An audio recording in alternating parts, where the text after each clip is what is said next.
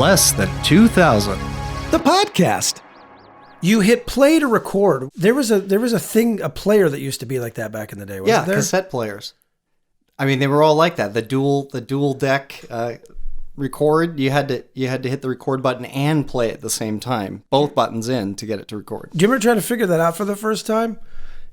Yeah, I always wondered why. I'm trying to record. I'm not trying to hit play. So why do I have to hit play too? But the record button would not go in unless you had both of them at the same time. And every single tape deck was like that. So that's what our mixing board is like. And that's literally what this mixing board. It's so stupid. You hit record to turn it on, and then you hit play to record. And somehow this seems completely backwards. You have no idea how long that took us to figure out. It took us a while.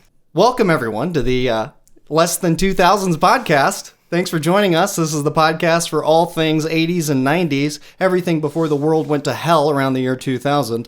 And we're just giving you a summary of what life was like back then and giving you a little context. So here's where I want to jump off at. Right after the last episode, you called me, and there was this sadness in your voice. And I was wondering what was going on, and you go, were we too hard on Bill Murray? I still worry about that. Were we too hard on Bill Murray? Specifically, were we making too much fun of his looks? I mean, I don't really mind, and I stand by what I said. Everything he's done since the year 2000 sucks, except for Life Aquatic. But yeah, you know, making fun of his appearance and everything, that's kind of low-hanging fruit. Yeah, it was low-hanging fruit. But I mean, the thing is, like, I'm a huge fan. Huge fans. We're huge fans. We're both huge fans. Well, let me ask you real quick. Do you think I'm an Well, yeah. Oh, jeez. You've known me my whole life. So yeah, I think I'm a little rough around the edges. I've known you since I was 9 years old. So part of it is I had a annual performance review today at work, and oh man, that was interesting. They were like, your work is great, your knowledge of the law is exceptional, you're a great attorney. Everyone thinks you're an I mean, I would add alienating and a few other adjectives, but no, I mean, you're a great guy. MC Hammer and LL Cool J going hard. I think you're going to be calling me again after this episode. Were we too hard on them? Believe it or not, there was a phase in both of these people's career that they went hard. They went gangsta rap. MC Hammer in 94 and LL Cool J in 93, they both put out their gangsta rap albums, and it's really, really jarring when compared to the rest of their work. So we're going to do a deep dive on MC Hammer and LL Cool J today and find out what the hell happened, where did those albums come from, how do they hold up, and what were they like in the context of their career and the context of the time.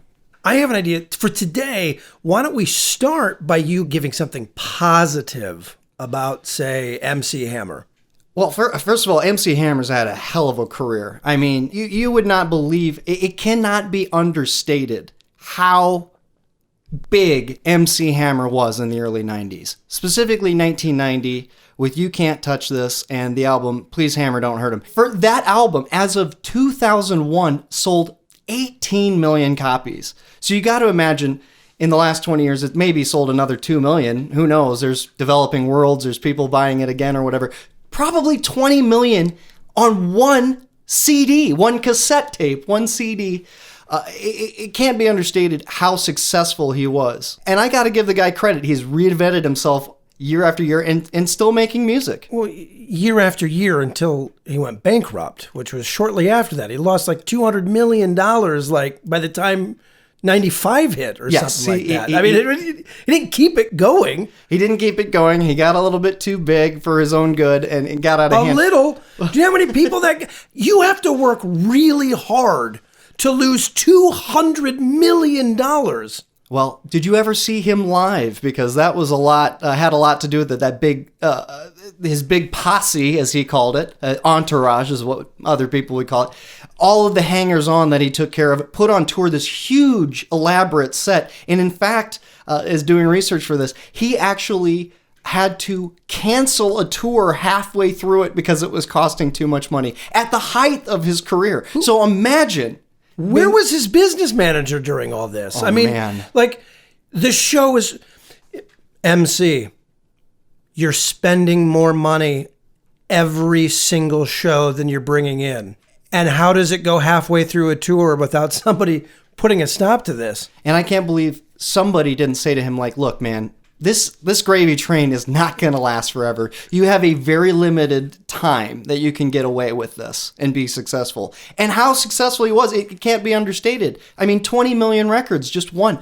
But he just thought the good times would roll. He thought every single CD was going to be that popular, and clearly it wasn't. Well, I think a lot of artists kind of suffer from that. You get so big, so quick, you think it'll never fall. It'll never drop. MC Hammer was a trendsetter to begin with. When he was coming out, there was nothing else like it. It was what I call hip hop. Like, it was not hip hop, not rap. It was hip hop, and he was his own animal. The fashion, the stage show, the unique sound. Really, no one was doing anything like that. Well, actually, not really true, because LL Cool J signed to Def Jam multiple years before MC Hammer, right? Absolutely. And he's actually credited. His early albums are a blend of rap and pop. So actually, LL's really the trendsetter, and MC Hammer kind of just jumped on the bandwagon and thought, I'm going to wear an obscenely large pair of baggy pants, and now I'm hip hop. That was the difference. LL Cool J did not have the pants. He did not have that sweet hairstyle. He did not have those sweet glasses. He did not have a stage show. That's because he knew how to rap. You Can't Touch This is so well produced. I mean, it is just... Well, yeah, it's his only good song. Oh, he's had some others. I mean, Too Legit to Quit. Okay, fine. I'll give you that one, even though it became... I mean, that's one of those songs that it came on, and I liked the first 12 seconds, and then I went, I got to turn this off. I can't. You know that song you heard so many times, you can't listen to it again? Yeah. Too Legit to Quit is one of those songs. But, I mean, that's how we pray. I mean... He would swing to all of these different worlds. He had like 2 years that he was even moderately relevant, and then everything around that is kind of garbage. Pray was a great song. I really liked that as a kid. I listened to it again the other day, and it's got a great beat. It's got a really good sample. It was meaningful to me. We went to see Kickin It Old Skool 2. It, had Tone Loc and Salt and Peppa and Rex and Effect, but MC Hammer was the headliner. And I got to tell you, you were outside most of the time. I went back in the tent for Pray, and I was just getting it on, and I was moved. I mean, that song still moves me, believe it or not. We're gonna get to his harder work. He had a couple songs. Crime Stories was one of his songs, and it no. Let me just stop you right now. He had one album where he went hard, and it was what, 94? 93. 93. Yeah. What was the album again? It was called Headhunter, Funky Headhunter. That's right. That was the only album where he went hard. Okay. Right. He changed his appearance. He tried to transform into this whole other persona and try to get street in his album. And that there was no business doing that. But what I'm here to tell you is as far back as 1990, and Please Hammer Don't Hurt Him, Crime Stories. He's got a song where he's using words like gat and nine, and he sounded probably like you just did. Well, you don't belong having a gat or nine from what you just said. In fairness, he doesn't have as much street cred as LL Cool J. I will tell you that. He's got no street cred. He grew up in the projects of Oakland. So he grew up in the projects of Oakland. So there's some street cred there. More than we have in our Catholic school. We can't really go by that. Arguably, yes. He had way more street cred. He was a bat boy for the Oakland A's for like 6 years. Okay, but all I'm saying is when you have Eazy-E and Public Enemy and all of these amazing artist coming out, nobody's going to put MC Hammer in that list. Nobody's going to go, well, he did grow up in some mean streets. Well, what about the song Soft and Wet? Was that supposed to be gangster? Well, I mean, it was sort of sexual. I definitely, as a 9-year-old, wondered what wet meant. No, as a 9-year-old, you wondered what wet was because you knew there had to be something behind it. You knew already by 9 what a gun was. So you were confused by the lyrics because you knew it had to mean something. moving on from that album, my next like significant memory of MC Hammer was watching him on the VMA Awards in 1991, the Video Music Awards, and for MTV was a thing back in the day. I remember watching it with my dad, and it was his voice was so rough and so bad, and I was like, why doesn't it sound like the cassette? I'm like, Dad, why does MC Hammer sound like that?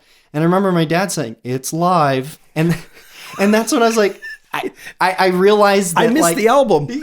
Yeah, that there was a difference between a studio recording and live. But yeah, that was definitely my first experience, like realizing what live music was all about. Then we move on to his next one. Oh my God, this is Too Legit to Quit. The 1991 album. This is when he started going by Hammer. He dropped the MC and he was just known as Hammer. But this album is all over the place.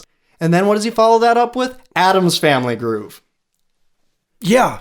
Now, I watched the Addams Family Groove video the other day. It was so dark. It was a kid's show. Yeah, I mean, it wasn't violent. It was just sort of like, meh. It was pretty dark for a 10-year-old. It's suddenly MC Hammer's, thing with the hand. Yeah. Just walking around. It was like MC Hammer's floating decapitated head in the guillotine. I think we have different versions of dark.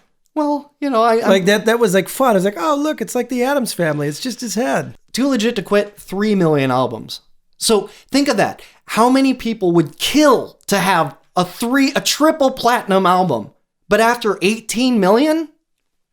I don't know. It's a huge drop. It's a huge drop. And so obviously he started freaking out. Which is why he went broke, because he wasn't that talented to begin with. He had like 2 good songs. I don't count Pray. I'm sorry. I'll give you the Addams Family Groove before I'll give you Pray. What about Turn This Mother Out? No. Did he have any games? I'm surprised he did. Everything was a game in the 80s. Everything was a Nintendo game. Well, the thing is, he wasn't around long enough to get all that stuff because he had like 1 hit. How many times do I gotta keep saying he didn't have enough hits? 1 hit that he got 25 million on, and in fact, he references that in Funky Headhunter, the 1994 album. Funky Headhunter went away for a while, completely tanked, and then he comes back with this new vibe. As Chad mentioned, he's got a whole new look. Gone are the puffy pants. Gone is the wild hairstyle. He is ripping off Eazy-E. He's wearing the hat. He's wearing the stocking hat and lokes, and no shirt, and he's just like so just wanna be hard. And it was kind of sad to see him be a follower instead of a trendsetter the way he was in the late 80s, early 90s, to be now trying to be cool. Between, 91 and 94, lots of things happened. Dr. Dre's The Chronic came out, and that changed everything. I mean, that was 92, and then, Doggy Style, Snoop Dogg's first one, came out in 93, and that took over the world. That West Coast sound, that very specific type of beat, and all of that good stuff. And everything that MC Hammer ever did looked really passé and lame by comparison. Rightfully so. You do realize it was lame to begin with. They were already doing parodies on MC Hammer by like 92. Was it lame though, or did the times change? No, the times did not change. It was a joke to begin with. Again, no cred. 18 million. Yes. Wonderful sales through Suburbia. It's really weird to hear him hard, like want to be hard, but he's still using his old school lingo, like word, and propa. Like he's using a lower tone of voice. He calls himself the Mac OG, and he wonders why he tanked. Like what? And here's the thing, you know what OG is. A lot of people I think use OG, but don't really know what it means. That comes back from Ice-T's Original Gangsta. And that's what OG stands for, Original Gangster. I will say this, MC Hammer is not OG anything. He had some influence, but... He had some influence. You're never gonna... You are never... There is not a single world where you're gonna convince me that MC Hammer was a trendsetter. It's never gonna happen. He had 1 hit. I think... You can't touch this. To put a bow on it, he was a victim of his own success. I really think he was a victim of his own success. He got so big, he burned so bright, for a very short amount of time that there's just no way you could possibly follow that up. And he tried, and he tried with the next album. He sold 3 million, and then he came out with this piece of crap. The big song from that is "It's All Good," which I'm not going to say it holds up. Okay, it wasn't. That one wasn't terrible. There was one somewhat respectable track on it. Hey, it's all good. It had a really good beat. Nope. The more you're talking, the more I just can't get behind it. No, I actually liked it for a split second, and then you kept talking, and you've now just talked me back out of it. I was right to begin with. I'm not going to say like amazing feat that he did. I mean, 18 million records in one album. Like at the height of his career, incredible. Everything you said. For a minute, and it's very hard to ever get that in your life, so I would never diminish somebody's value, but he clearly had the wrong team around him. He clearly had the wrong people in his ear, because it's hard to have one good success, one big thing, but with help and with hard work and with a good team and with all that stuff and with talent, you can keep it going. His team screwed him because he lost everything. Let me ask, why does Bill Murray get a pass for the last 20 years, but MC Hammer doesn't get a pass? I still like Bill Murray's work. You are the one who doesn't like his work. I do. I think his work, I think Bill Murray's movies, he's aging gracefully in his performances. MC Hammer did nothing to reinvent himself. He tried. Yes, he tried. And crashed and burned because MC Hammer never deserved to go hard.